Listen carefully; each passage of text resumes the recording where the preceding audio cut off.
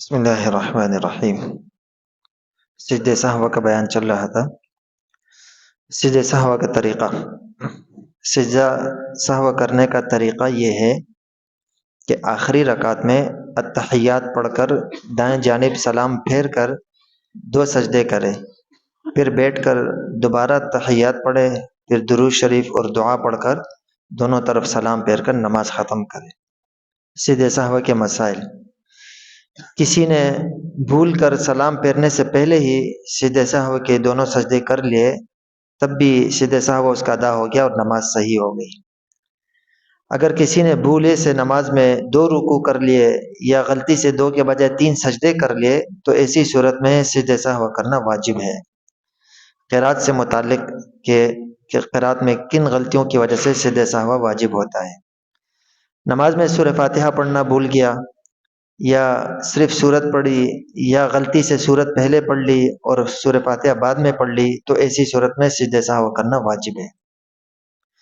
فرض کی پہلی 2 رکعتوں میں سورت ملانا بھول گیا، یہ مسئلہ اکثر لوگوں کے ساتھ پیش آتے ہے کہ وہ سورت ملانا بھول جاتے ایک رکعت میں یا دونوں میں، تو یہ مسئلہ ذرا غور سے سن لیں۔ اگر دونوں رکعتوں میں سورت ملانا بھول گیا تو آخری جو 2 رکعتیں ہیں، تیسری چوتھی رکعت، ان دونوں میں سورت ملا لے اور سجدہ سہو کر لے۔ اور اگر پہلی 2 رکعتوں میں سے ایک رکعت میں سورت ملانا بھول گیا تو آخری ایک رکعت میں، تیسرے یا چوتھی ایک رکعت میں سورت ملا لے اور سجدہ سہو کر لے۔ اور اگر ایک بندہ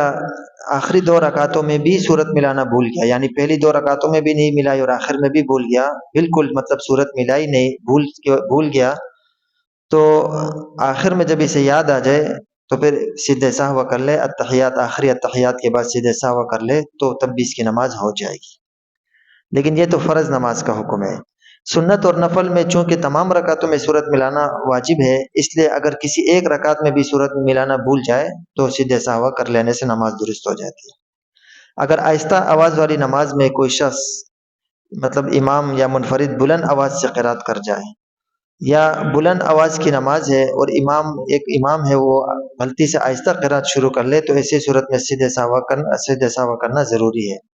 البتہ اگر آہستہ آواز والی نماز میں تھوڑی سی قرات بلند آواز ہی کر دی اور یاد آنے پہ پھر آہستہ آواز سے نماز شروع کر دی، اس کی مقدار یہ ہے کہ یعنی اتنی کم قرات کی تھی کہ جس سے نماز ہی ٹھیک نہیں ہوتی ہے، مطلب صرف الحمدللہ 2-3 الفاظ پڑھے تھے، ایک دم یاد آئے اور پھر آہستہ سے تلاوت شروع کر دی، یا اسی طرح بلند آواز والی نماز تھی اور امام نے آہستہ آواز میں تلاوت شروع کی، 2-3 الفاظ پڑھ کے جیسے ہی یاد آیا اس نے دوبارہ بلند آواز سے تلاوت شروع کر لی تو پھر سجدہ سہو لازم نہیں ہوتا۔ لیکن اگر زیادہ تلاوت کر لی، یعنی 3 آیات پڑھ لی ہے، تو پھر جو ہے نا سجدہ سہو لازم ہو جائے۔